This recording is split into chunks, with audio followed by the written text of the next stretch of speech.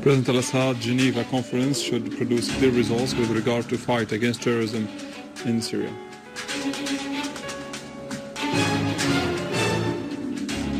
President Al-Assad says it is possible for Geneva to contribute to the process of dialogue between Syrians.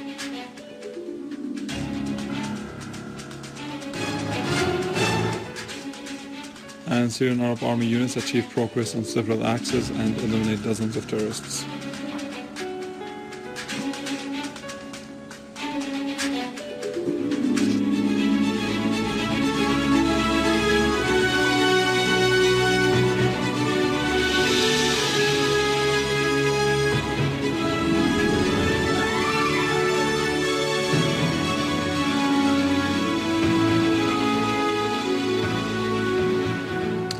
Good afternoon. This is news in English from Syrian Arab television in Damascus.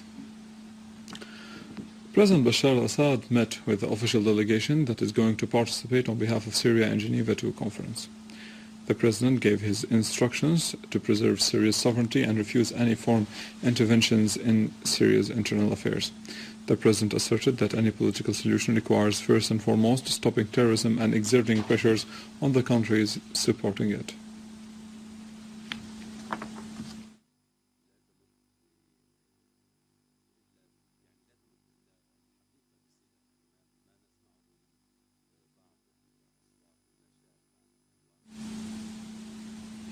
In an interview with the French press agency AFP, President Al-Assad asserted that any political outcome of the Geneva II conference that doesn't include fighting terrorism would be of no value.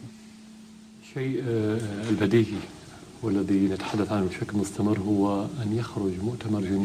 President said that the most basic element, which was repeatedly referred to, is that Geneva Conference should produce clear results with regard to the fight against terrorism in Syria.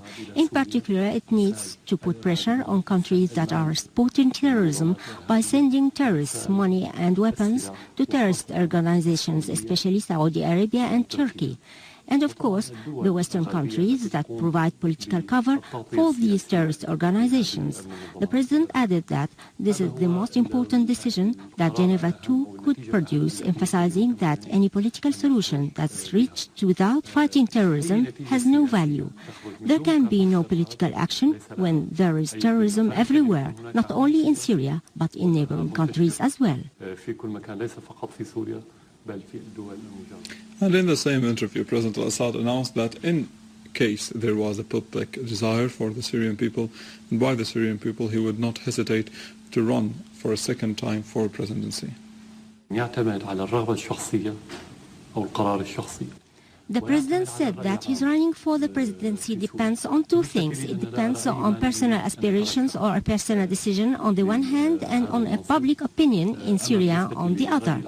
As far as he was concerned, the President saw no reason why he shouldn't stand. As for the Syrian public opinion, the President explained that there was still around 4 months before the election date to be announced. If in that time there was public desire and a public opinion in favor of his candidacy, he would not hesitate for a second to run for the election. The President also said in his interview with Agence Presse that we are fighting a battle to defend Syria, and there is no choice but to win this battle. The President said that in any battle there is always the possibility of winning and losing, but when you are defending your country, it's obvious that the only choice is to win. Should Syria lose this battle, that would mean the spread of chaos throughout the Middle East. This battle is not confined to Syria and is not, as Western propaganda portrays, a popular uprising against a regime supporting its people and a revolution calling for democracy and freedom. These lies have now become clear to people. A popular revolution doesn't last for 3 years, only to fail. Moreover, a national revolution cannot have a foreign agenda. The President added that as for the scenarios that he has considered, of course, these types of battles will have numerous scenarios, but they are all focused on defending the country, not on running away from it. Fleeing is not an option in these circumstances. The president asserted that he must be at the forefront of those defending the country, and this has been the case from day one. During their visit of solidarity with the Syrian people, members of the Russian delegation, including members of the parliament as well as religious and social figures, led by Sergei Garvilov, head of the Royal Affairs Committee in the Duma Council, underlined that Syria is facing terrorism and is not only defending its interests and the interests of the region as a whole, but also defending peace and security in the whole world.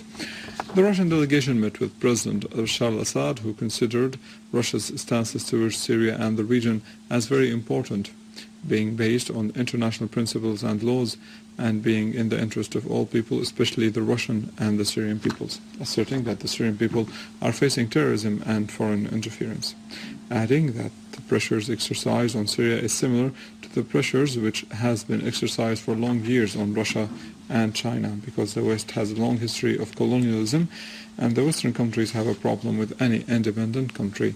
President Assad also asserted the necessity of having a firm stance in face of the Takfiris and terrorist movements, emphasizing the need to have an international alliance to fight terrorism and also to have an Islamic alliance to strike the Wahhabi Takfiri movement. Members of the delegation thanked President Assad and the Syrian people for their consolidation with the Russian people after the terrorist attacks in the city of Volgograd last month, considering those who stand behind terrorism as the same, whether in Syria or Russia.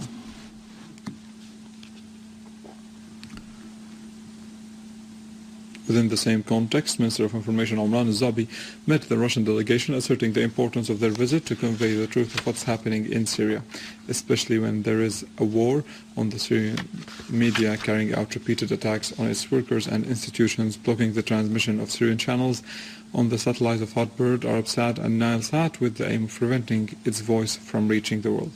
Al-Zabi pointed out to the cooperation with the Russian friends to transmit the Syrian television channels via the Russian satellites.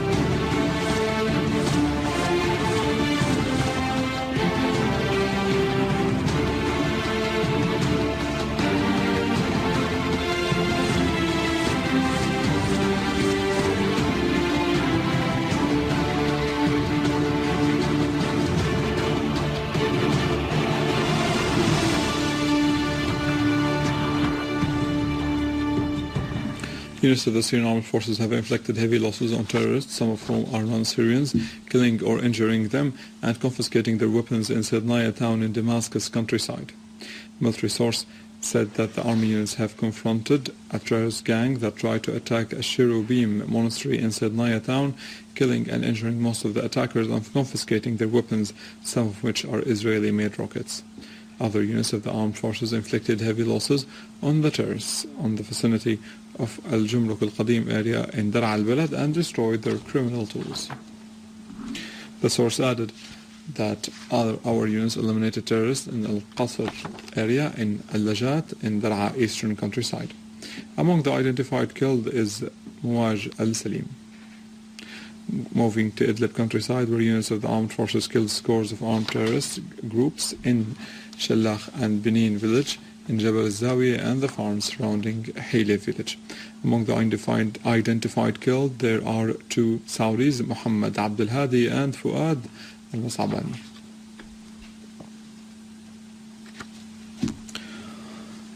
The Interior Minister of France, Manuel Valls, asserted that 12 French underage are on their way to Syria in order to join terrorists there, indicating that the French intelligence is closely watching 700 French terrorists who are about to be in Syria in any time, showing that the open Syrian-Turkish borders have facilitated smuggling French terrorists, whereas the British Daily Telegraph have revealed that Al-Qaeda is now training hundreds of terrorists from Europe in Syria, then encouraging them to come back home for making terrorist squads to attack in their countries.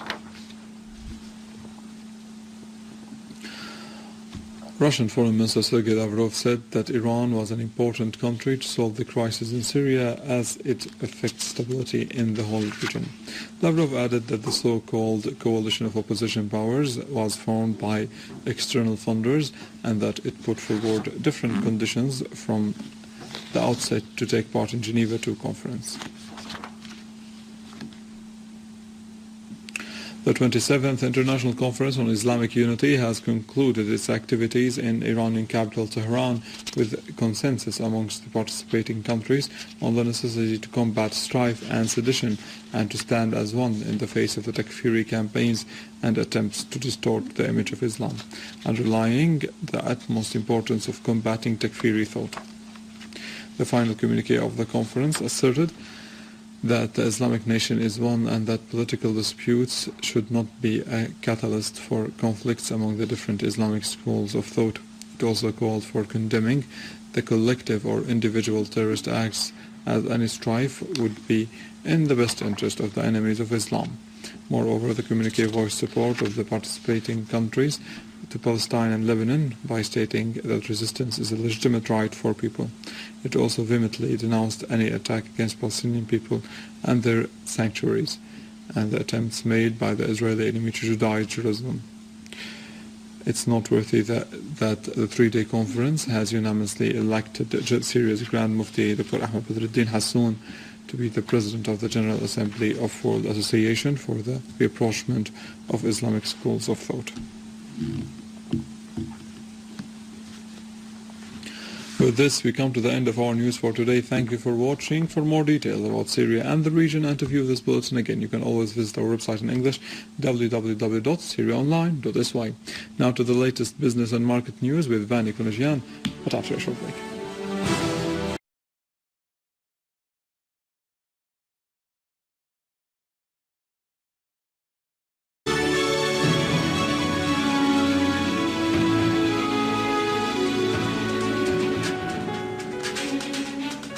President Al-Assad Geneva conference should produce clear results with regard to fight against terrorism in Syria.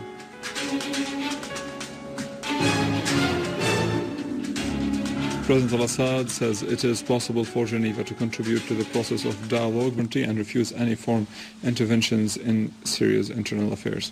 The president asserted that any political solution requires first and foremost stopping terrorism and exerting pressures on the countries supporting it.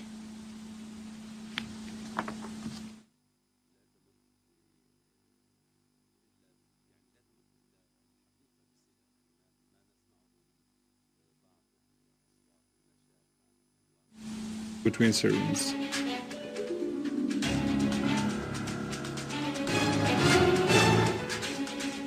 And Syrian Arab Army units achieve progress on several axes and eliminate dozens of terrorists.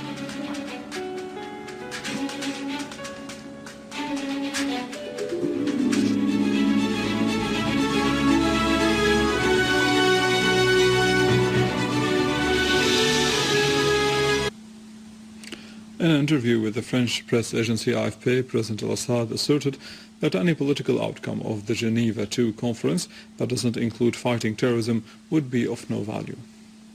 The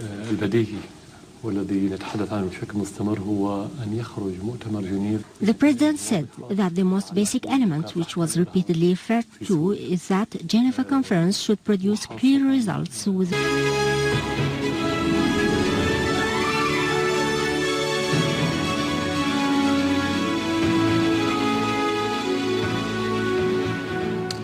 Good afternoon. This is news in English from Syrian Arab television in Damascus.